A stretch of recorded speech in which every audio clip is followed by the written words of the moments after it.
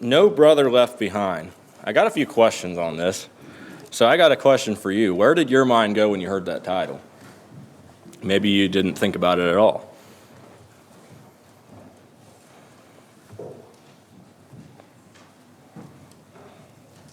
What went through my mind is I wonder what's going through your mind. That's not what I was wanting to hear. That's probably my first thought too. But then I think of witnessing or evangelists. Okay. Where my mind was when I said that topic, I'm not sure if I even knew.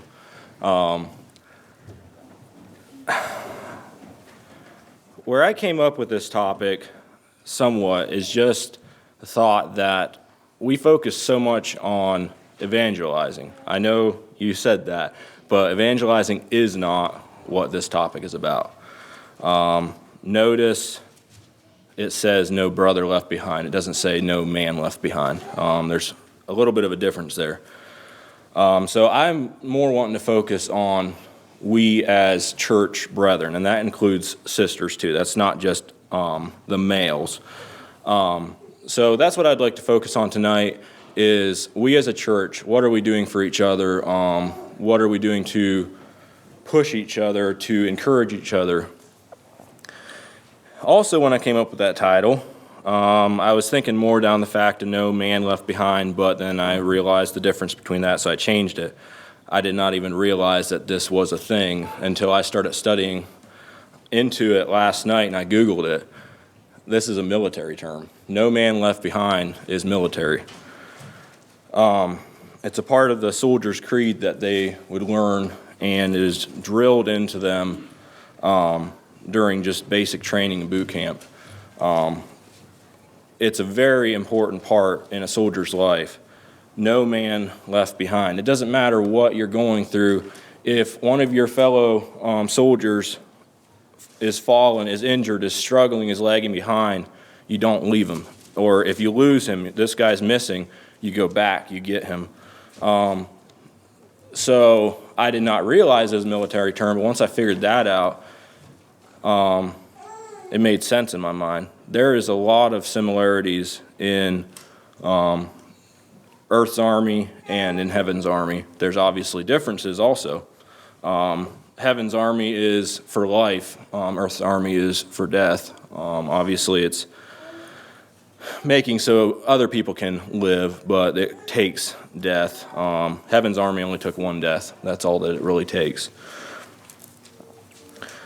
So I'm going to go ahead and read some verses. Let's go Galatians 6, verse 2.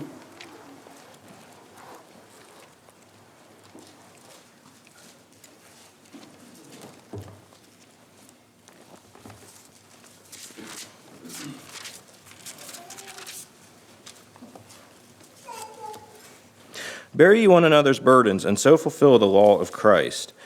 And then Hebrews 10:24 and 25.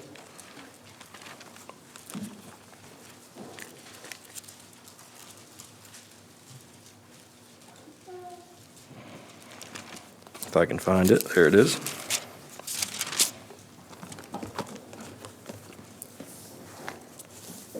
And let us consider one another to provoke unto love and good works, not forsaking the assembling of ourselves together, as a manner of some is, but exhorting one another, and so much the more as ye see the day approaching. And then Romans 15:1.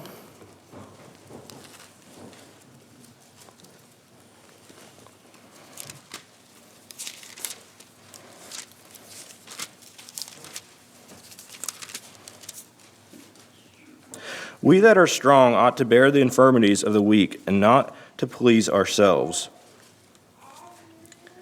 And then 1 Corinthians 15, verse 58.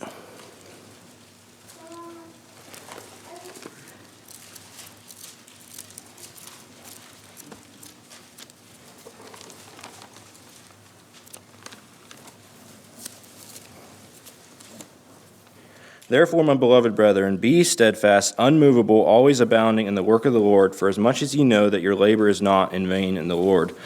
It might not say about helping your brother necessarily right there, but it has that idea of what I was talking about a little bit before, about standing fast, staying with that brother, being there when that brother is struggling, being unmovable, always abounding in the work of the Lord. Even though you might think that that person is too far gone, it says your labor is not vain in the Lord. And then let's go to John 15, verse 13. These verses are not really in any particular order.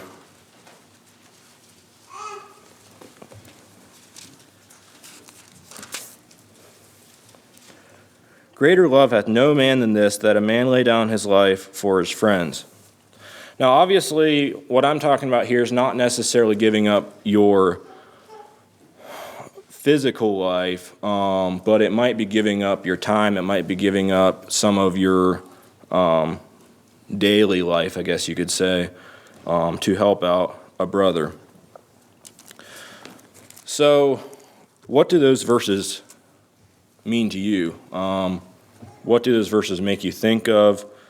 And do we as a church practice what those verses tell us to do? And not just we as a church, us personally too.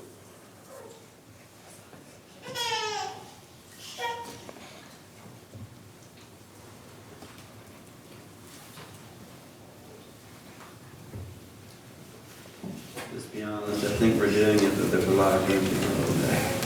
That's just my personal opinion.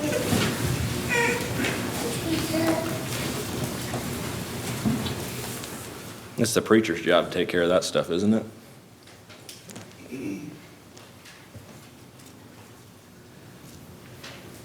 There's only 4 of them.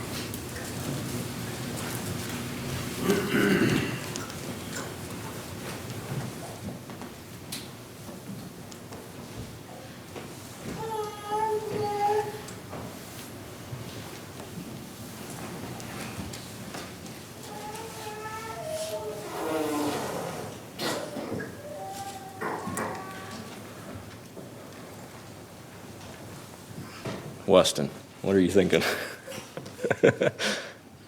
So the one verse says about provoking to love and good works. What's that word mean? The word provoke. What does that word provoke mean? Pride.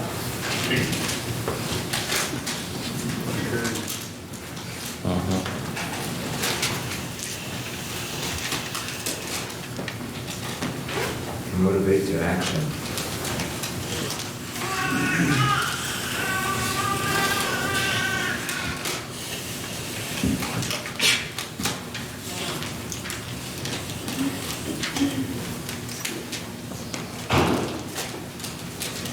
Anyone else have any thoughts on that?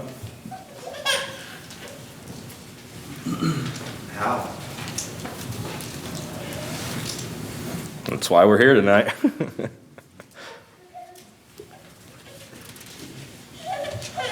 Be alert, be aware of your surroundings, and be sensitive, which doesn't have any place for selfishness.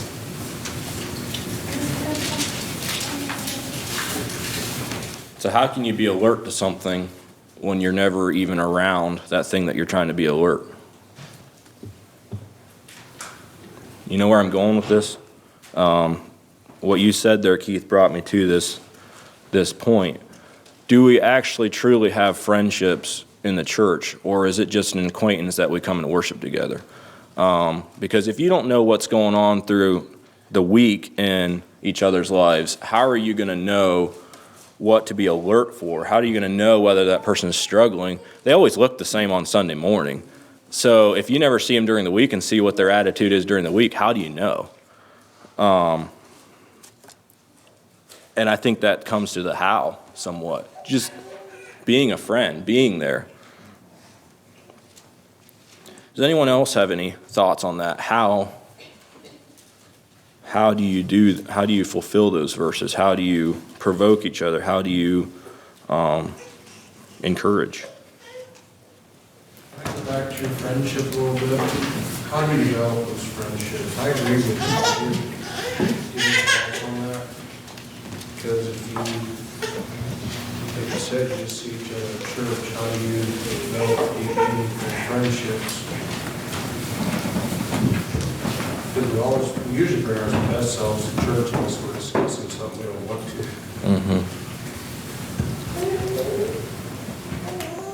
Communication is a vital part of that.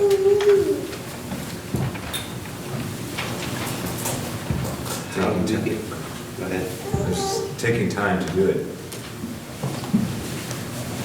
That's exactly what I was going to say. How did we get to know our girlfriends before we were married? Spending time together. You can't circumvent that. It's the only way to develop a friendship is to spend time together. And that's not Sunday morning. You didn't get to know your girlfriend by going to church with her. I mean, let's just be honest. But Michael, you only have one. Exactly.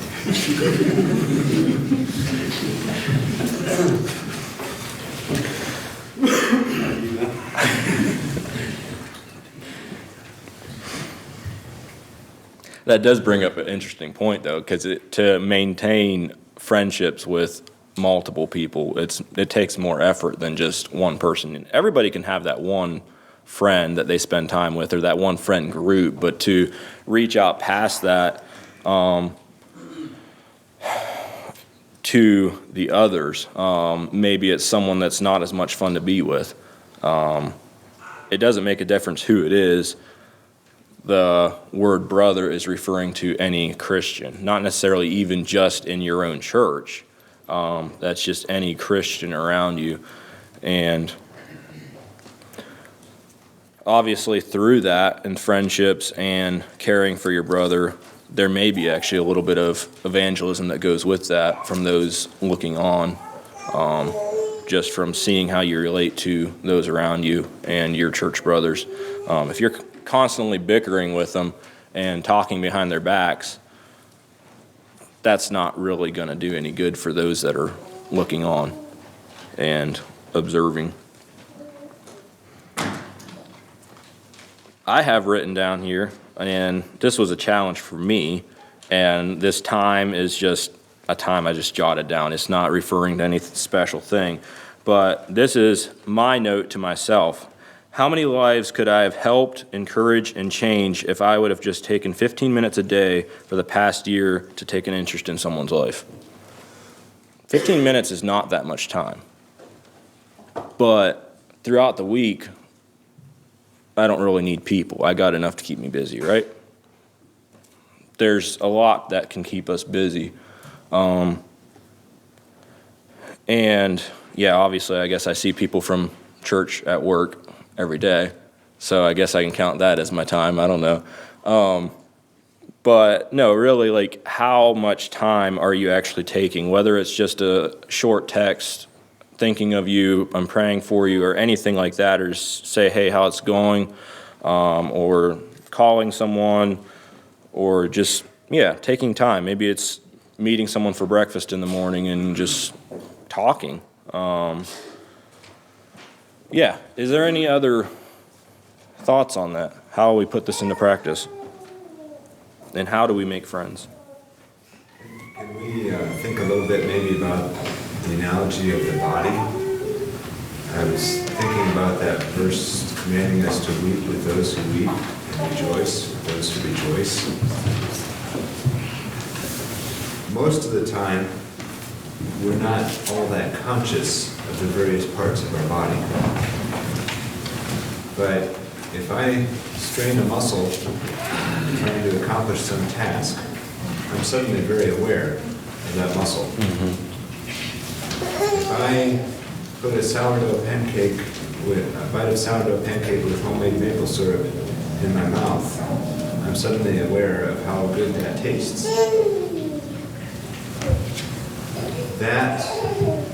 That's not to say that we should ignore the other members of the body all the rest of the time. But perhaps some of those times when we're rejoicing and times when we're weeping, we can take advantage of to develop a friendship further, to grow closer to someone, to help them in more significant ways. So using that analogy then is our daily lives and electronics and all that, is that the ibuprofen to that hurting muscle? It just kind of dulls all that out, and you don't really see those around you that are hurting.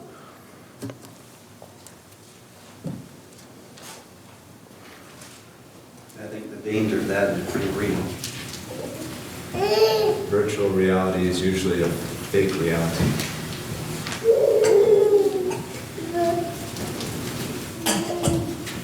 And the reason I picked this topic is not because I have it figured out. The reason is because I need help myself.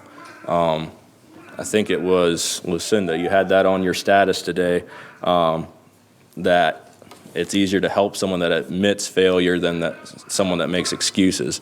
I'm not sure if that was exactly how the quote is, but to that effect. So I'm going to admit I have failed in this area and I want to do better. So there's no excuses. I don't have any excuses. There's no reason why I haven't taken more time to reach out and to just take time for people. That brought something to my mind. If you have the idea that I got this looser figured out, this person doesn't quite have it figured out, so I am going to help them, I think it's a key part in not building a relationship, because we need to lower ourselves and equal to the person we're trying to build a friendship with. Because if we have this idea that this person is struggling and I'm going to help them, we're going to fail.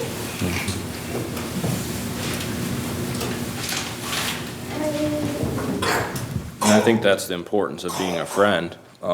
If you're distant in the church, but you do see that brother going through something, and you just go over there and immediately try fixing his problems, it's probably not going to go over real well. But if you're a friend to him and you've walked alongside him in the simpler things, maybe not the more complex problems, he's going to be more apt to even maybe come to you. You might not have to go search him out.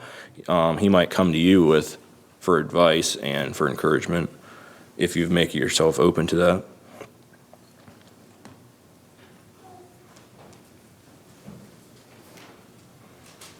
I think maybe there's a couple of, what do I call this, hang-ups, or one obstacle we have to get over is the thought that I'm being a bother to somebody if I just just contact, just, hey, how are you doing? How was your day? Maybe it's just a personal thing, but it's like, well, they're busy, they don't want to, I don't want to disturb them, so you just don't do it. How do we overcome that? Probably the reason you think that is because that's how you'd feel yourself, because you're so busy going through your own life, right? That's myself. I don't know. Not that I care if someone texts me, but I would almost think that because, well, I'm so busy, I don't have time to just be replying to people or answering a phone call or whatever. I've got other things I need to be doing. So maybe that's where we get that idea from. I don't know.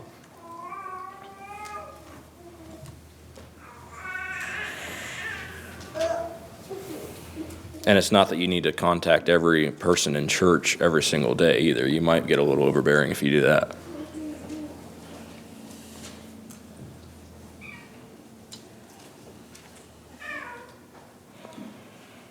We have too many of the good things in life that we've acquired and need to maintain, so we're sometimes too busy.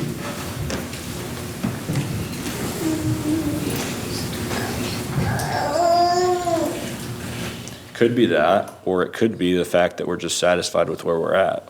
We don't want more. That was a thought that came to my mind. I got my friend group. I got my family, I got everyone I need. That other guy over there, yeah, might not hurt to talk to him once in a while, but I don't really need him in my life. I think we become too satisfied with where we're at, too. But yeah, what you said, that is very true. I think one thing we need to keep in mind, we do have an enemy that wants us exactly do just that. At time, we don't need that person. I think we need to keep in mind we are in a battle against an enemy because we'd rather have us in our own shell than having us reach out to them.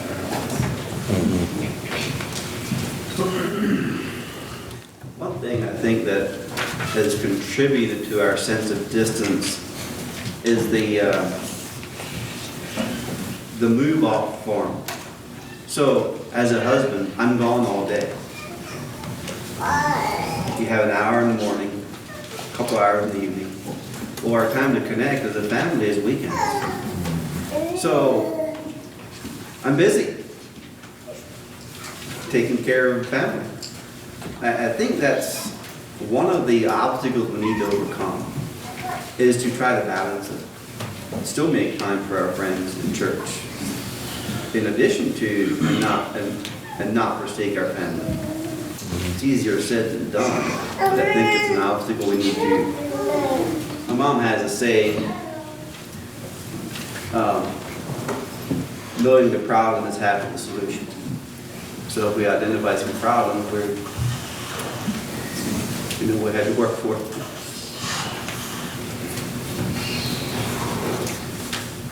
It doesn't take 3 hours to show someone that you care about them. Depending what they're going through, it might take 3 hours to talk it through. I don't know. It might, but probably not an everyday basis is going to take you 3 hours or every week necessarily. But if it needs that, if they need that much time, and I guess we should probably be willing to talk that through, even though we keep glancing at the clock and wondering when they're going to ever be quiet. But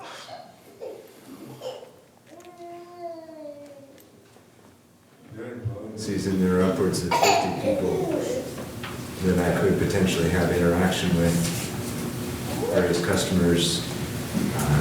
Some of them have family members that occasionally I'll talk to and things like that. And so there are many opportunities that I have, and I'm thankful for them.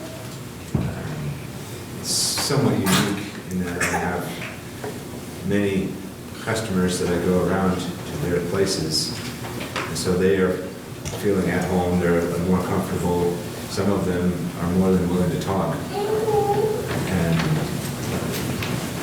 I often try to spend some time when I can, but at the same time, if there was ever a week where all 50 of them wanted 15 minutes, that would be quite a few hours. mm-hmm. Thankfully, that hasn't happened yet. But I was thinking in that regard how limited a single human being is, how few people we can have a very close relationship with. When you look at our Lord's example, when Jesus was here on earth, he picked 12, which is probably about the most any of us could handle in a significant one-to-one interaction with each of them. But he spent 3+ years of his life with them, very intensive, living with them, eating with them, traveling with them, teaching them. And yes, he had time for the multitudes as well. But we have some glimpses in the gospel records how busy he was, how many people crowded around him almost everywhere he went. And it was to the point where his own family thought he was out of his mind. Thought he'd gone crazy. But we also see him frequently spending part or even all of the night in prayer, drawing strength from his Heavenly Father to continue ministry.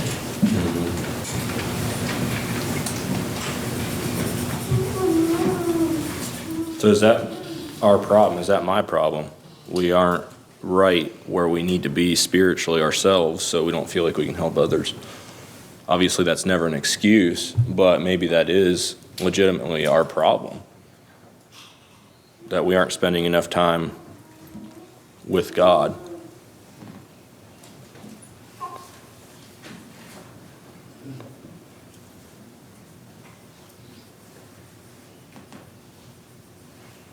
One of the examples came to my mind when I was thinking of that subject. There's different ones in the Bible as far as not letting a brother behind.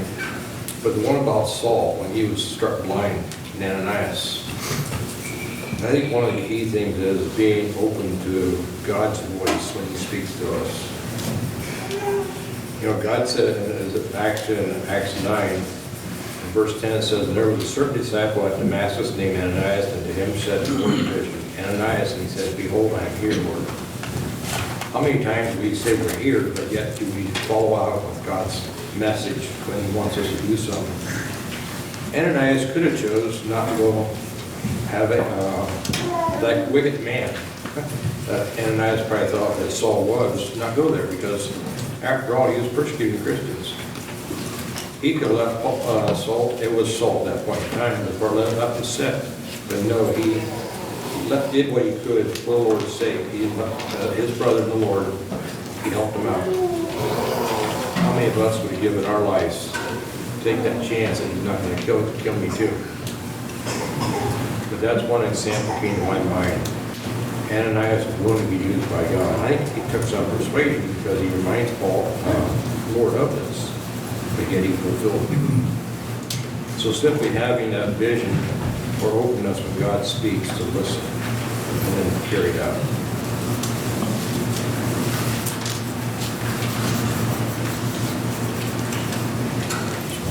Might another obstacle that we face be that we aren't looking out for we aren't looking at the interests of others. And mine went to Philippians 2:4, where it says, "Look not every man on his own things, but every man also on the things of others." We get so caught up. I know for me, I get caught up in what I'm doing and the things that interest me. And that kind of causes a disconnect between trying to connect with other people. That I'm trying to make a connection, but because I'm so focused on the things that I'm interested in, that I don't look at the things that other people are interested in.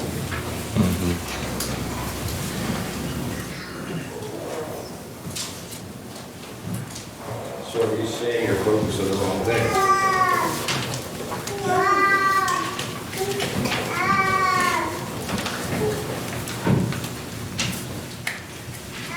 And that obviously doesn't just stop with spiritual stuff. You should be focused on the same thing when it comes to spiritual stuff. That's on the lighter side of life, just taking an interest in someone's life with what their hobbies are, what they do in their spare time, I guess, too. Yeah.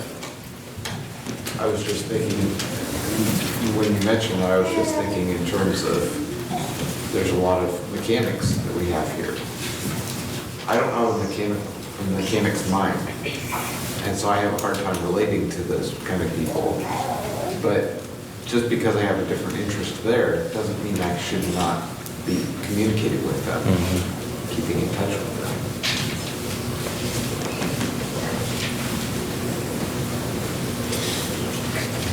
Could one of our obstacles be that we're not completely fulfilling the second greatest commandment, to love our neighbor as ourselves? Do we have a shortcoming in loving our brother as we love ourselves?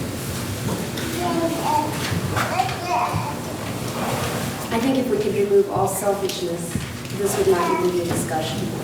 But we're going to fight that battle. We're still on this side of heaven.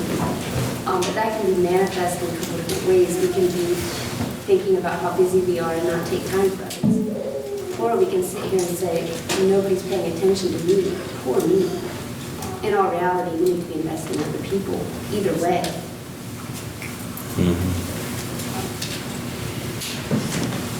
Well, and by taking an interest in someone else's life, not that you're doing it for that reason, but by taking an interest in someone else's life, that might be the person that's there for you when you need encouragement. Not saying it will be, but it could be. Sometimes we think, well, it's just idle chatter. But that's how relationships are built. And it's those people who you're free with, you're comfortable bantering with, that's who you're going to go to if you really have a need. It's a person you're comfortable with, a person who you know is willing, who has invested time in you. That's how relationships are built, and that's how we fulfill these commands. That's how we know if somebody's struggling. And the other thing is, there's two things. If we're struggling, we would like if people would ask.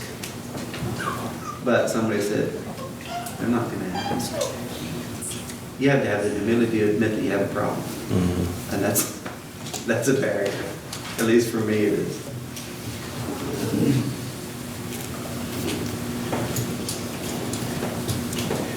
This idea of having a conversation with somebody else today, I have a good example of, and hopefully I'll see results shortly. I told them not today or tomorrow, but quite a number of people know I like pizza out at work. Anyhow, he made the comment about me smiling in that, so I said, if you want me to smile more, just bring me a pizza in.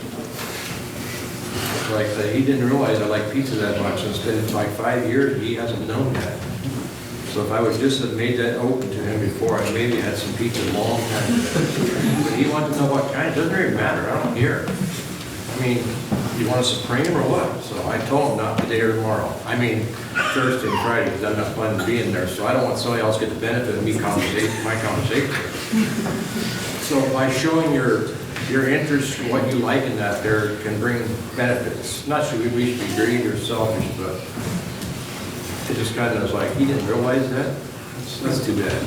Sounds more like you're begging than sharing your interest. He wanted to know. It's like, and I just left him know. He was ready to leave. Like, hey, wait. If you want me to smile, just simply bring me pizza. I'll keep that in mind. I'm not saying you all get what you want. But no, like I've shared tonight, I think we need to know, see what the interests of the people you're talking to, what interests them.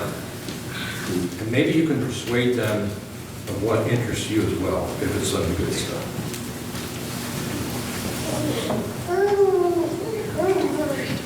I think it all goes back to being flexible also.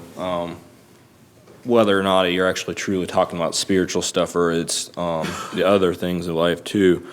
Just being flexible to talk. Now, this could go for church brethren. This could go to anybody that you're coming in contact with, but talk when they want to talk.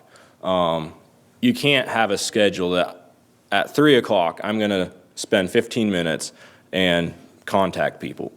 You could, but if someone comes in at 2:45 and wants to talk to you, and you say, no, now's not the time, they're not going to want to talk to you at 3. I mean, that's probably a little close to the same time, but if you just ignore everyone, then all of a sudden, Saturday's the day I'm going to go out talking to people. They have their own schedule. They're not going to be open to talk. When someone's in the mood to talk or go deep or they're ready to share, oftentimes that feeling leaves. They lose courage. They're not going to tell anyone.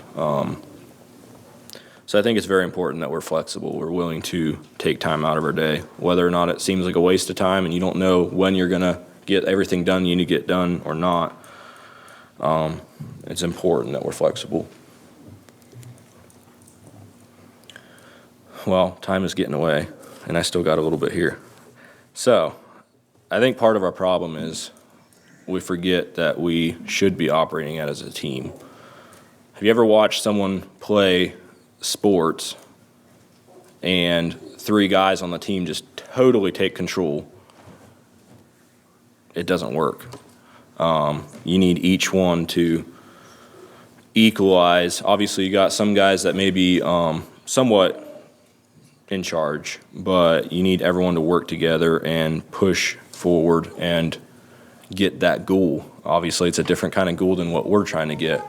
But going back a little bit to the beginning, the military side of it, what was the reason for not leaving any man behind? That crippled man or that injured man was left there. He was helpless by himself. But if the others stayed behind, they could help protect him. When he's fallen, the enemy's going to come get him, and he can't fight for himself. They're going to come get him. They're going to torture him, and he's done. He's captured. Maybe not for life, but it's going to be hard to get him out of prison. Same way in the spiritual life. So I found online, this is called the Soldier's Creed, and this is what I believe they would recite when they were sworn in. It says, I am a soldier. Sorry, I got the wrong one. I started reading the other one. Better read the right one. I am an American soldier. I am a warrior and a member of a team. I serve the people of the United States and live the Army values. I will always place the mission first. I will never accept defeat. I will never quit. I will never leave a fallen comrade. I am disciplined, physically and mentally tough, trained and proficient in my warrior tasks and drills. I will always maintain my arms, my equipment, and myself. I am an expert and I am a professional. I stand ready to deploy, engage, and destroy the enemies of the United States of America in close combat. I am a guardian of freedom and the American way of life. I am an American soldier. So I rewrote that. And this is, I am the soldier of the cross. Obviously, some of these things, there's different ways that you could write this, but this was just my quick jotting down. I am a soldier of the cross. I am a warrior and a member of a team. I serve those around me and live by Bible principles. I will always place the mission first, which is making sure that everyone knows about God. I will never accept defeat. I will never quit. I will never leave a fallen brother. I am disciplined physically and mentally and spiritually, and I will always maintain my arms, or the Bible, which would be your sword, and the equipment, the armor of God. I am confident. I am confident. I am bought by the blood and in consistent witness to the world around me.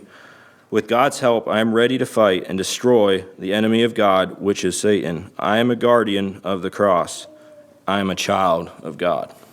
And that's all I have.